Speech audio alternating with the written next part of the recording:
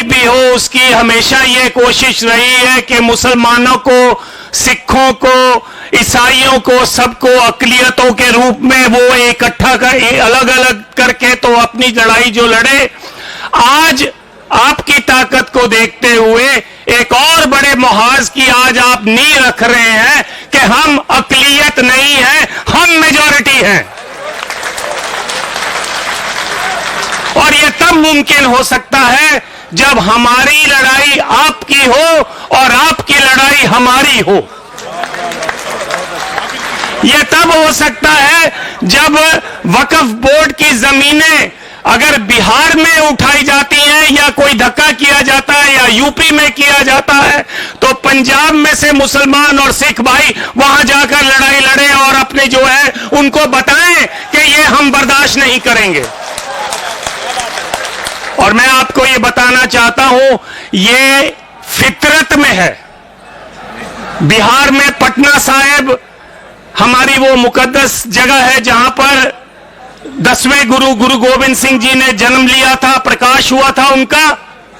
वहां की जमीनें भी डिस्ट्रिक्ट जज के अधीन हैं। आधी से ज्यादा जमीनें 1956 से लेकर आज तक छीन ली गई हैं। इसी तरह नांदेड़ में आधे से ज्यादा नांदेड़ शहर हमको निजाम हैदराबाद ने महाराजा रंजीत सिंह के काम से खुश होकर तखत हजूर साहब को वो जमीन दे दी। उस नांदेड़ शहर की आधा से ज्यादा जमीन जो है महाराष्ट्र की सरकार ने कब्जा किया हुआ है। पिछले 12 सालों से चुनाव नहीं होने दे रहे हैं और उनका पूरा मंसूबा है कि हमने जो है उस कमेटी के ऊपर अपनी जो है हुकूमत चलानी है। तो मेरा आपसे यही कहना है कि वक्फ बोर्ड की जमीन गरीब की जमीन है। वक्फ बोर्ड की जमीन धार्मिक बंदे की जमीन है जिसने दसवंध दिया, कहा भी चलो मेरे दादा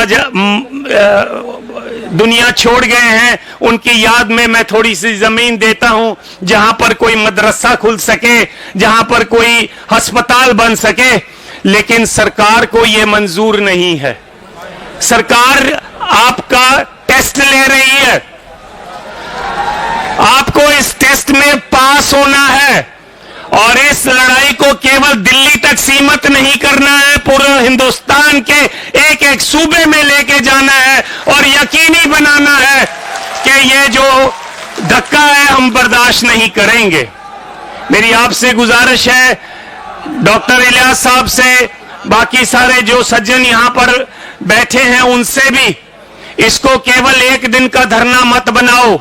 मैंने इनके जो वीडियो टॉक सुनी है, इसमें इन्होंने कहा है कि जैसे किसान भाइयों ने 1 साल तक बॉर्डर पर लड़ाई लड़कर सरकार के घुटने लगा दिए थे। सरकार मान गई कि हमको बिल वापस लेना पड़ेगा।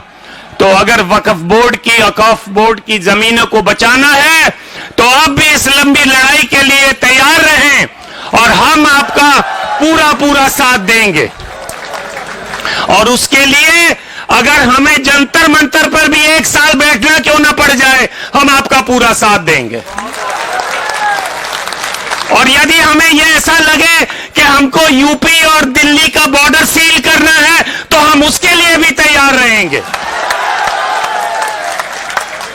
ये रीजनल लड़ाई नहीं है, ये धार्मिक लड़ाई है और धार्मिक लड़ाई धार्मिक जज्बे से ही लड़ी जा सकती है। तो आओ, हम आपका पूरा साथ देंगे। आप यकीनी बनाओ कि आप साथ लें।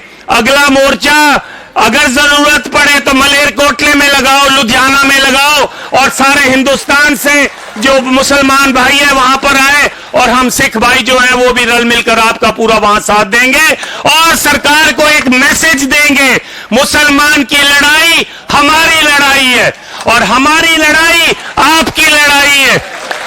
तुमने दलितों की जमीनें ली, हम चुप रहे, लेकिन हम चुप नहीं रहे, फिर भी दबी जबान में अपनी आवाज उठाते रहे। तुमने ट्राइबल्स की भी जमीनें छीन ली हैं। तुमने बंबई के आसपास, बंबई से लेकर पुणे तक जितनी भी जमीनें हैं ट्राइबल्स की, वो भी छीन ली हैं। लेकिन अब वक्त आ गया है, इनफ इज इनफ, अब बर्दाश्त नहीं होता। अब हम सब रल मिलकर हम ये यकीनी बनाएंगे कि अपनी जमीनें बचाएंगे। एक बार फिर पूरे जोश के साथ, जैसे सब आप इकट्ठे हो, बोलिए आप मेरे साथ, वक्फ बिल वापस लो, वक्फ बिल वापस लो, वक्फ बिल वापस लो। मुस्लिम, सिख, दलित, ट्राइबल एकता जिंदाबाद। मुस्लिम, सिख, ईसाई, दलित, ट्राइबल, बहुजन समाज एकता जिंदाबाद। इस आस के साथ कि हम इस लड़ाई को जरूर जीतेंगे, एक बार फिर अंत में आप ही का नारा, नाराए तदबीर।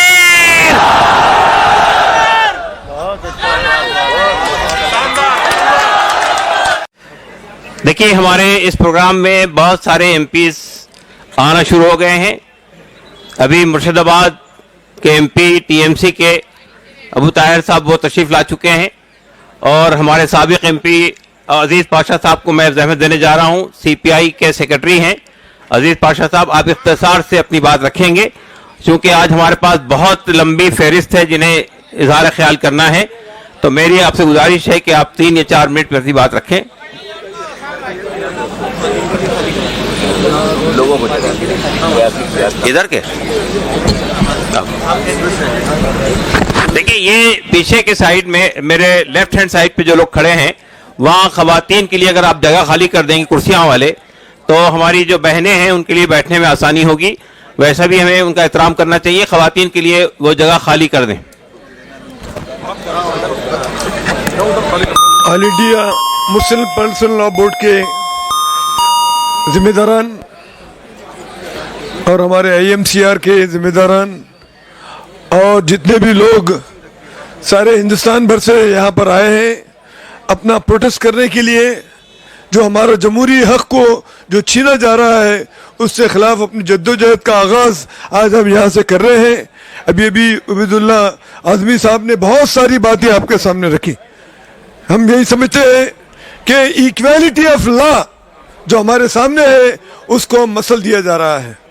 यूँ तो देखा जाए तो हमको जो हर चीज़ की आज़ादी है, एक आज़ाद हिंदुस्तान में हमारे सामने जो हो रहा, जो कुछ हो रहा है, बहुत ही खुल्लम खुल्ला नाइंसाफ़ी हो रही है। वो चाहते हैं कि जो फिलांथ्रोपिस्ट एक्ट जो लोग अपने तरफ से सखावत देना चाहते हैं इस तमाम पूरी कौम के लिए और पूरे इसके लिए, तो उसको दबाने की कोशिश की जा रही है। कहे तो यह है कि हिंदुस्तान मदर ऑफ डेमोक्रेसी है, तो मदर ऑफ डेमोक्रेसी को अगर प्रैक्टिकल एंगल से देखें तो मदर ऑफ डेमोक्रेसी को कुचला जा रहा है। इसलिए कि जो हुकूक हासिल है तमाम दूसरे कम्युनिटीज़ को, तो ये वो हुकूक क्यों हासिल नहीं है। देखा जाए तो गुरुद्वारा कमेटी है या हिंदुओं की जो कमेटी है, अपने जो कमेटी में कभी नान अपने कम्युनिटी के लोगों को नहीं रखा जाता। मगर क्या वजह है कि आप जो है ना यहाँ पर हमारे इस कमेटी में जो है ना नॉन मुस्लिम्स को रखा जा रहा है, और ये कानून पास होने के लिए ये लोग अपनी पूरी भरपूर कोशिश, एक तरफ से अपोजिशन की तरफ से 44 अमेंडमेंट लाए गए, मगर तमाम 44 अमेंडमेंट को रद्द कर दिया गया, और जो है ना उनके जो 14 नापसंदीदा जो अमेंडमेंट्स हैं उसको पास करके लोगों के सामने यही कि हम बहुत जमहूरी तरीके से कर रहे हैं। आपकी जमहूरियत जो है ना तमाम इसके हिंदुस्तान के लिए बहुत बड़ा खतरा है।